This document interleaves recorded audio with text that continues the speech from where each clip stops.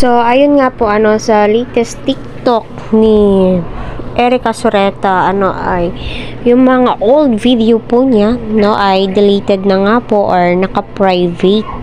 so ito po ay latest, so kaabang-abang, maraming mga supporters niya ang patuloy na umaasa at nagmamahal. May mga basher, di po talaga yan maiiwasan at hindi po natin mapiplease ang iba. So, itong video na ito ay reaction video lamang po or pananaw ko sa isang video, hindi naman po ito kasiraan sa mga beneficiary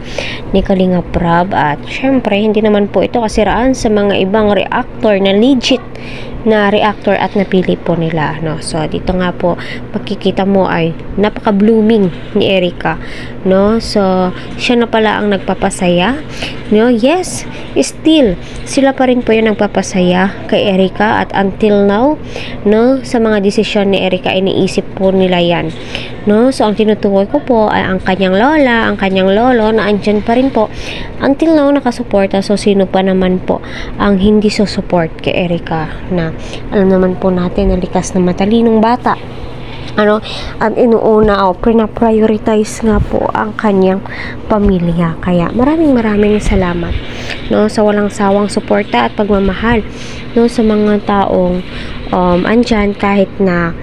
wala na sa Kalingap, still,